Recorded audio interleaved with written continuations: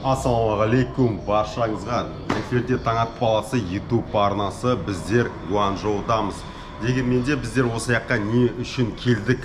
Жалпы әлемде осы Гуанчжоуда жылына 2 рет кантон көрмесі болады. Соған байланысты біздер командамен келген болатынбыз.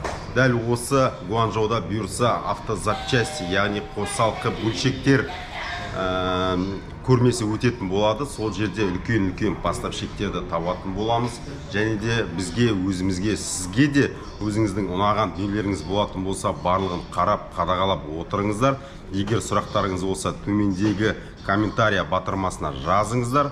Сол сұрақтан мен сіздерге барлығына жауап беретін боламын. Ал қазір бізде бұйырса жолға шығуға дайындалып жатырмыз.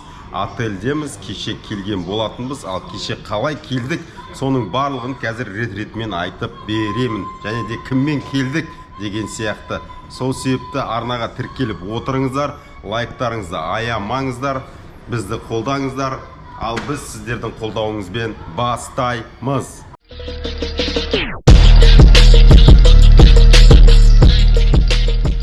Алматы қаласынан Синьян арқылы Гуанчжоу қаласына кантон көрмесіне командамен ұшып келген болатынбыз. Құр өзіміз келмей, бизнес-тур ұйымдастырып, қасымызға жаңа бағыт, жаңа сала қарастыру ретінде партнерларды алып келдік. Біздерді аэропорттан Баубек бауырымыз күтіп алған болатын. Біздің қытайлық гидіміз әрі жол серігіміз. Жалпы біздің командамызда кімдер бар дейтін болатын болсақ, сіздерге қазір барлығын жай-жайында түсіндіріп беретін боламын. Все, такси келіп тұр, короче, на связи. Так, бізде ең бірінші бастамамызда командамызда Сұлтан Автолидер компаниясын құраушының жетекшісі. Қалайсың бауырым, жақсысың ба? Өте күшті жігіттер, Алла қаласа бүгін мощный жерлерге барамыз. Парақат братанды қолдап, лайк басып отырыңыздар. Так, қасымызда менің данный момент Асан бауырым, тоже бізбен бірге бизнес-турға келген болатын. Қалай жалпы өзіңде, бәрі жақсы ма? Жақсы, алхамдулилля. Одан кейін бізде Бейбіт бауырымыз. Ассалаумалейкум, қойсыздар. Тоже осы Қытайға келіп, кантон көрмесіне арнайылап, жалпы сол жақта қандай дүниелер бар, соның барлығын қарап, қадағалап көретін болады. Және де бізде Мико бауырым. Мамама сәлем жолдайым. Айтшы бірдеңе. Достар, кантонский выставкада тікелей YouTube арнасы жоқ. Не екенін көрсетіп түсіндіретін. Жақсылап қарап отырыңыздар. Бұл YouTube арнасы арқылы кантонский выставка деген не, ол жерге қандай товарлар шығады, барлығын көретін боласыздар, жақсы сыныстар болады. Все, әдемі. Баубек, бір екі сөйлеу. Ассалаумағалейкум, қазақ елі, қалайсыздар? Сіздерге Гуанчжоудан сәлем. Бізде бүгін күшті не болады, репортаж болады, соны көріп жібермейік. Көріп алыңыз, сақтап алыңыздар, комментарий жазып ұмытпаңыздар. Все. Так, бұл бізде Баубек бауырымыз осы жердегі гид, былай айтқанда барлығын көрсетіп, керек тілдердің барлығын ауыстырып жүретін болады. Оның алдында сөйлеген Жалғас бауырымыз, ол да сол автозапчастьпен айналысады. Қазір міне Гуанчжоуда күн деген өте керемет болып тұр. Және де 2 такси бірдей келіп тұр. Соған отырып, әрі қарай шапқылайтын боламыз. Келіп қалдық. Кантон көрмесіне қараңыздар. Қаншама мыңдаған адамдар бар, кезекте тұр. Бұл кезек деген жалғасуда ары қарай. Енді соның барлығын өтуіміз керек, және де осындай бір бейджик алуымыз керек. Одан кейін ішіне непосредственно кіретін боламыз. Әлең дегенде кіріп алдық, дәл осындай бейджикті жасатып алдық. Ендігі мәселе кіре берісінен біздерді үлкен асханадан қарсы алып жатыр. Дегенмен де тамақ жейтін уақыт жоқ. Қазір енді тіп-тіке жүріп, дәл осы павильондардың ішін аралайтын боламыз. Сондықтан да біздермен болыңыздар. Қызықты контентті қараңыздар, бағалаңыздар, бағасын беріңіздер. Адам енді өте көп мүмкін емес енді, шыны керек. Бірақ тамақта жегіміз келіп жатыр. Кіреміз дегенше түс болып кетті. Таңғы аста ішкен жоқпыз. Әңгіменің ашығы, жанымның қашығы деп қуа берейін ба кішкене. Ладно, қазір көреміз, бағытқа қарай, командаға қарай тамақ ішіп алу керек болатын болса, тамақ ішемізді әрі қарай шаруамызға кірісетін боламыз. Қазіргі таңда біздер осындай үлкен алаңның ішінде, яғни үсті жабық электрокарларға келіп жатыр. Бұл уже бүгінгі таңның кәдімгі полноценный тоқпен жүретін үлкен жүк салғыш автокөлігі. Қараңыздар. Жігіттер, менен баға сұрамаңдар. Баға қазір сұрап кетсек тұрамыз да, себебі уақыт вообще жетпей жатыр. Сол себепті сіздерге просто қызық болсын деген ниетпен, қараңыздар. Мына значокты сәл басқаша қылып жүрген ғой, бұлар деген басқаша. Түсінесіздер ма? Қандай значок екен?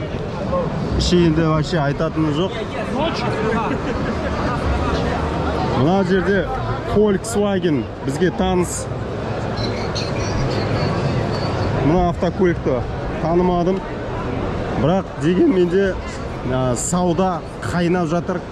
Бүгінгі таңда қазір әлемнің жан жақтан келген адамдар барлығын қарап, зерттеп, бағасын біліп, анықтап, логистикасын санап, елге әр азамат өзінің еліне осындай дүниелерді кіргізумен бас айналып жатыр, былай айтқанда. Айон автокөлігі тоже қараңыздар, қандай хэтчбэк та, былай айтқанда. Дәл осылай отырып аласыз, аттарың сау аласыздар да, крышкасын ашық қойып, багаждың талдарға қарап отырасыз. Әдемі. Енді мынау жалпы Қытайдың өзінде осындай кішігірім шаруаларға арналған көліктер толып жүр. Неге? Себебі тоқпен жүреді, оларға барлығы удобно да. Бізге әлі тоқ десе, ол қалай ол сонда деген сияқты ғой, әліге дейін сенбейміз. Бұрындары мысалға коробка автомат дейтін болса, что-то ол ертең бұзылып қалады, анау болады, мынау болады деген әңгіме көбейеді ғой. Қазір ертеңгі таңда Қытай по-любому, былай айтқанда, электричкілердің барлығын кіргізеді. Сіздерге енді таң қалдырылатын ештеңе айта алмай жатыр, дегенменде бұл жерде BYD өзінің коллекциясын шығарып қойған. BYD OMI деген сериясы екен. Тоже енді BYD, есть BYD, Қытайлардың арасында ең мықты көліктерінің бірі. Қараңыздар, рулевая рейка. Мына жерде мотоциклге тоже алдыңғы приборы, яғни руль, дисплей, екі жағынан задний вид, тормоз барлығы бар. Енді ойлайсыздар, оны кім алады деп? Алады. Просто дұрыс сатып білу керек деген сияқты ма, бірдеңе болып жатыр да мына жерде. Автокөліктердің барлық брендтері осы жаққа келіп жатыр. Мына көлікті қараңыздар. Сап-сары көлік. Бұл бізде қай компания?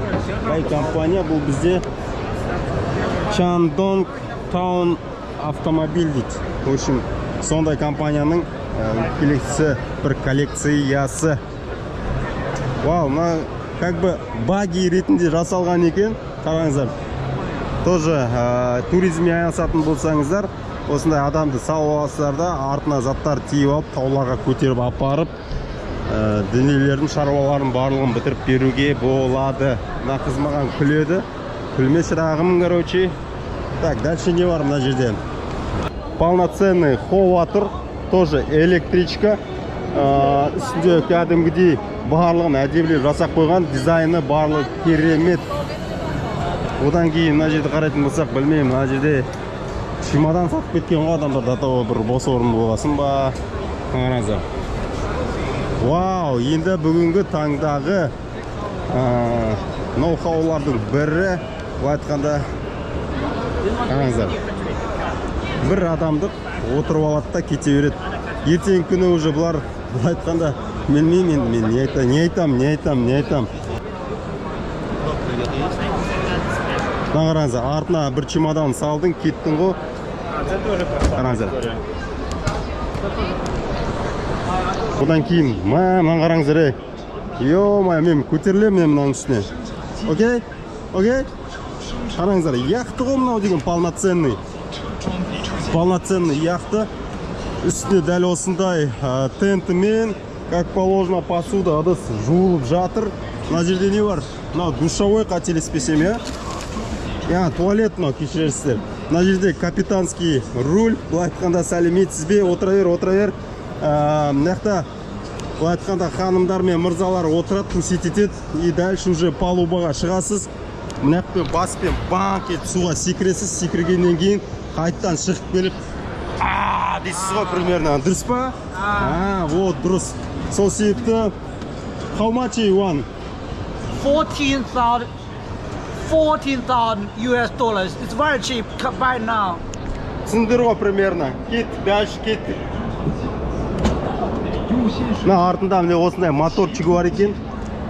Как-то по кайфу ғой мына тема. Егер қарап отырсаңыздар, мынандай аппарат бар, яғни оборудование көлік ретінде орнатылған. Қараңыздар, жалпы бұл дүние кімге керек дейтін болсаңыздар, мемлекеттік тендерге қатысатын жігіттерге арналған дүние бұл. Яғни көшенің барлығын тазалайды, сыпырады, жапырақтарын жинайды деген сияқты барлық нәрсені ойнастырып қойған. Артында былай айтқанда қоқыс салғышы барлығы орнатылған. Мына жерде гофраның темасы жүріп жатыр. Мен осы гофраның қазір поставщигін алып кететін боламын. Если что, кімге гофра керек болатын болса, Парауан Автопатс Instagram парақшасына тіркеліп, жалпы сол жерден білсеңіз болады. Сөйлеп былай айтқанда аузым көпіріп кетті.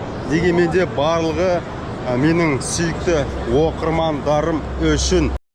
Жалпы бүгін күні бойы Кантонский ярмаркада жүрдік. Енді бұйырса түндетіп аэропортқа келіп қалған жайымыз бар. Осы жерде қазір тағы да бір бауырымыз бизнес турға келетқан болатын. Соны қарсы алып аламыз. Және де отельге апарып орналастыратын боламыз. Және де ертеңгі күннен бастап уже как положено бірге барлығымыз сол жақта тамашалайтын боламыз.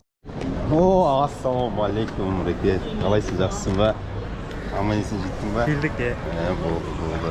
Қалай, жақсы демалдыңдар? Нормально. Жетіп алсаң болды, ең бастысы. Бізге қазір Рим деген брат келіп жатыр. Соны қарсы алып алып, аэропорттан енді бұйырса қонақ үйге қарай кететін боламыз. Бүгін жалпы өте ауыр күн болды. Бұйырса қазір мен үзілем. Ертең кездескенше күн жақсы болсын. Так, біздер таңымызды атқызып алдық. Ендігі мәселе қазір мен деген дәл осындай қосалқы бөлшектердің мекеніне келіп жатырмын. Бұл жерде көлікті оффроудқа дайындайтын мәселелерді алдын қарайтын болсақ, егер усиленный бампер және де дәл осындай лебедкасымен, міне қарап отырсаңыздар, раздвижные пороги, порогты көрсетіп жатыр. Одан кейін расширитель арки, грязевая шина, ТРД титанкасымен өте керемет болып тұрда. Сырты келбеті енді вообще жол талғамайтын көліктердің видін дұрысынан беріп тұрғы. Астының барлығы жалпы қарайтын болсақ, усиленный бар ма, жоқ па? Усиленный подвескасы тұр екен. Және де жанында осындай баспалдағы бар, жүк салғышы бар. Жүк салғыш енді багажник дейміз ғой, қысқа екен, ондай үлкен емес та. Және де соның үстіне осындай данкрат қойып тастаған. Бұл данкрат енді жол талғамайтын көлікке міндетті түрде қажет болады. Және де артында осындай T-Max деген боксы бар екен. Ол бокстың үстіне дәл осындай лейбл жабыстыруға арналған табличкасы бар екен. Оның үстінде шамы бар. Және де астында фаркопы бар. Фаркоптың қасында көріп отырсаңыздар, тоже жалғайтын бар екен. Мына жерде қарайтын болсақ, тоже жанында бокс бар, тағы да бір неше. Оның үстінде маркизасы бар. Маркизасы пластиктен жасалған, андай тентовый емес. Тоже T-Max деген компаниясынан. Маған жалпы ұнап тұр бұл шаруалары. Егер сыртынан қарайтын болсақ, виді дәл осындай болып тұр. Жалпы егер мына жерде қарайтын болсақ, Hilux-ке арналған осындай пункттар бар екен. Барлығы жабық, мына жері айнасымен, одан кейін мыналар барлығы ашылады. Және де дополнительно осындай нәрселерді орнатқан. Тобы осындай су құятын бачок па, қалай айтсақ болады, орнатуға болады. Одан кейін қараңыздар, ішкі келбетін өте керемет шешіммен шешіп тастаған.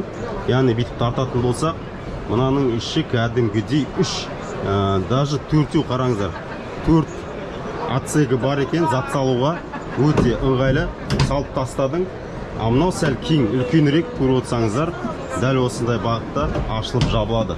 Одан кейін үсті кәдімгі полный платформа, оны даже мынаны да көтеріп алып тастауға болады. Одан кейін, егер мынаны қарайтын болсақ, мына жерде дополнительно тағы да нишалары бар екен. Бұл конк вообще маған ұнап тұр. Үстінде даже тағы да дополнительно рейлинг қойып, багаж қоюға болады. Қараңыздар, қандай керемет витпен жасалған. Мынаның өзі де тоже айнасымен. Егер сыртын былайынан көрсететін болсам, көшеде потокта кетіп баратсаңыздар, кәдімгідей былай айтқанда выделяться етесіздер ғой. Так, мына жерде мен қарап отырсам, титанкілердің түр-түрі бар екен. Бізде осы титанкілерді қателеспесем, біздің газель айдайтын қауым өте жақсы көреді.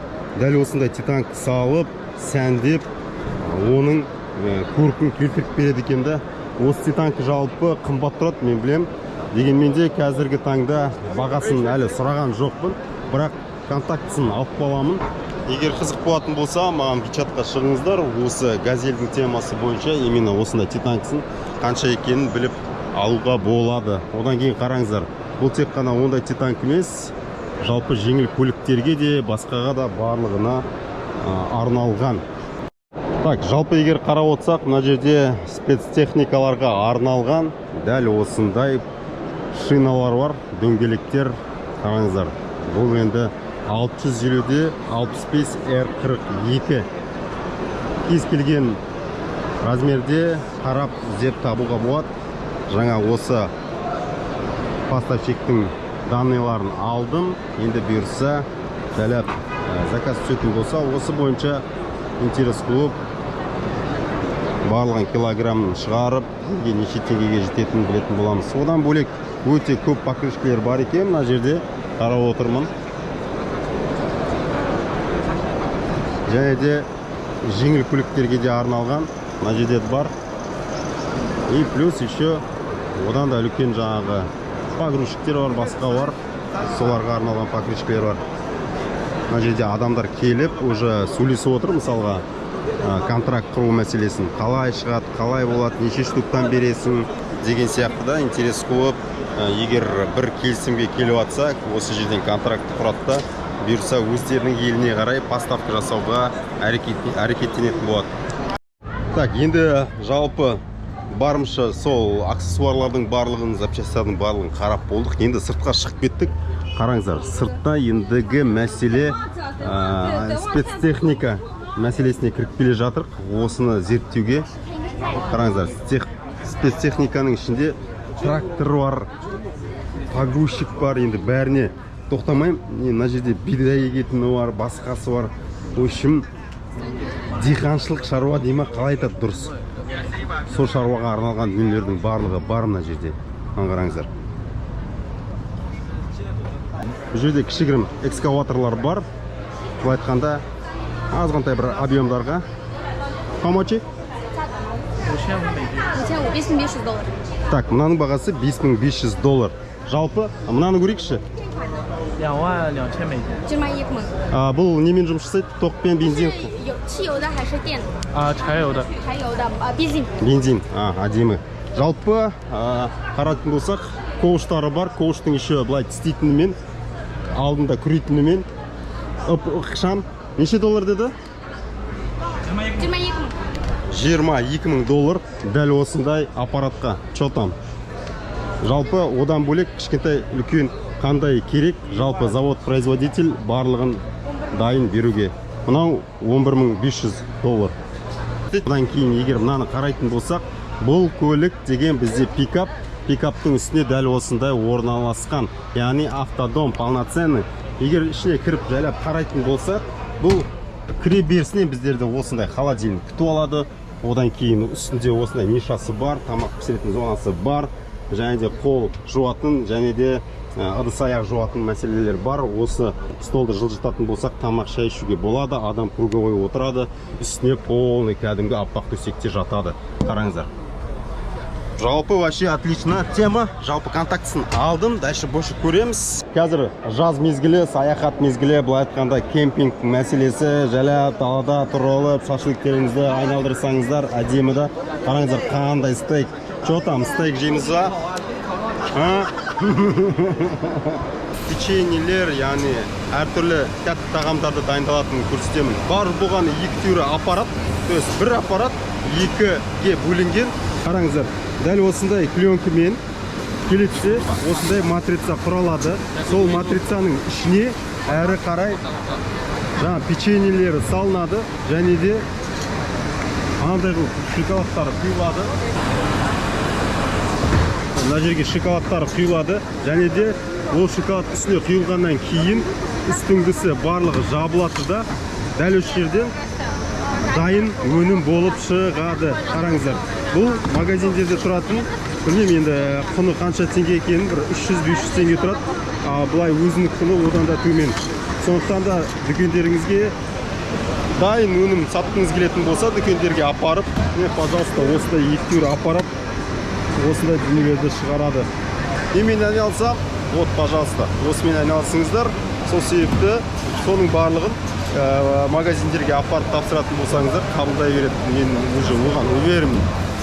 Жо, брат, ол не серьезно дейтін болсаңыздар, пожалуйста, мына жерде сварочный аппарат бар. Қараңыздар, бұл шверлерді кәдімгідей адам құйғандай құйып тастаған. Шоқтарын қарайтын болсаңыздар, барлығы әдемі құйылған, тек балға келіп тазалап тастау керек, мусорлық. Адам емес, роботтың өзі сваркалайтын болады да. Мына жерде енді бұл қымбат дүние болуы мүмкін. Мен бағасын интерес қылмаймын, просто контактілерін алып кетемін. Жалпы үлкен производствомен айналысатын адамдарға бұл нағыз таптырмас дүниелердің бірі. Жо, брат, ол болмайды. Одан да бір кәдімгідей кәсіп орын ашатын завод бар ма дейтін болсаңыздар, қараңыздар. Қандай завод бұл сізге? Макетін сіздерге кәдімгі көз алдымызға, біздің бәріміздің көз алдымызға орналастырып көрсетіп қойған. Бұл жерде бетономешалка, мен қателеспесем бар ғой, барлығы чүк жасалып келіп, табиғи өнім болып шығады ғой. Қараңыздар, бетономешалка ма, мен вообще түсінбей жатырмын. Қараңыздар, бұл производитель жалпы үлкен заводтарды, құрылыстарды осындай күйге келтіреді. Бұл получается не только бетономешалка, то есть осындай функциялар атқарылатын барлық металлоконструкцияларды құрастырып беруге дайында. Просто сіз айтасыз примерно макеттің ойыңызды жібересіз, соған байланысты барлығын істеп береді. Бауырым бір кішкентай бір бокста бір ашатын нәрсе айтшы десеңіздер, қараңыздар, мына жерде черепица жасайтын кәдімгідей станоктар бар екен. Осындай черепицалардың барлығын көріп отырсаңыздар, әртүрлі формада, әртүрлі дизайнде, әртүрлі материалдан жасап береді. Бір кішігірім бір станок, сол станок осындай деңгейге дейін жеткізіп береді. Қараңыздар. Бұл да станоктар қазіргі таңда елімізде біздерде бар. Мен көріп жүрмін, жасалатын жігіттер. Дегенмен де альтернатива ретінде, осының бағасын қарастыру ретінде тоже қарап жасап көруге болады.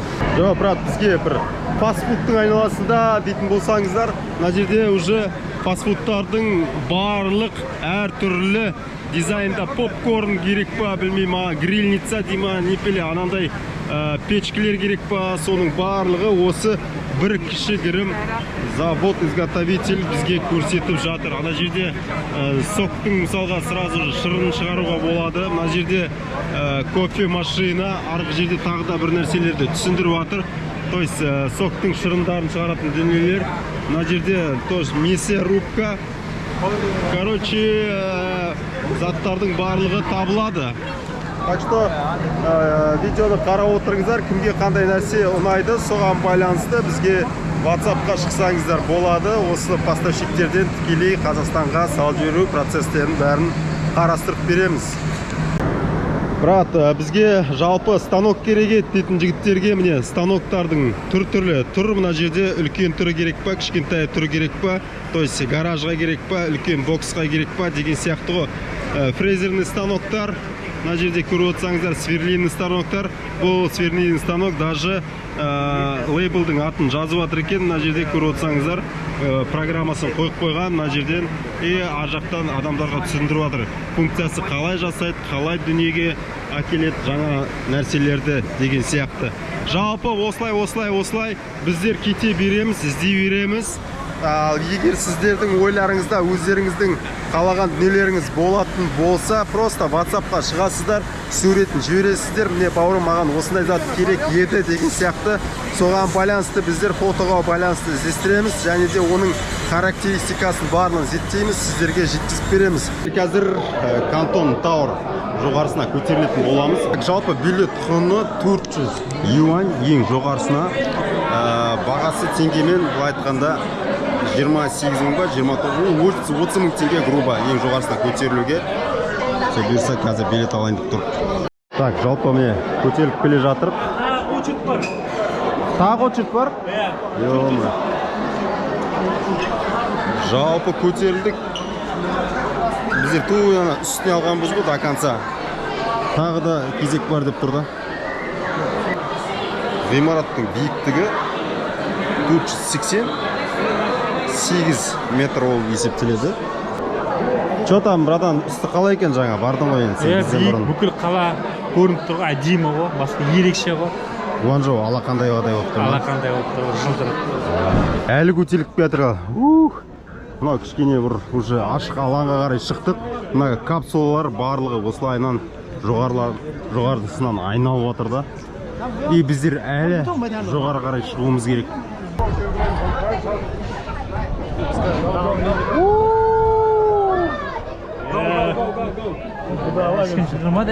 Кейін торымыз ұстамай қалды дейсің. Кешерсіздер.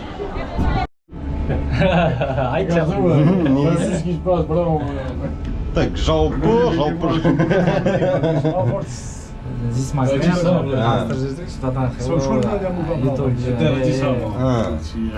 жетесіңдер ары бері. Бұйырса үйрене алайын ба жалпы айтам. Ес? Нота рақтап қойып. Жаңа екінші этажға көтерілді ма? Қалай? Екі этажы ғой. Екі этаж? Бір сағат өтті ғой екі этажға.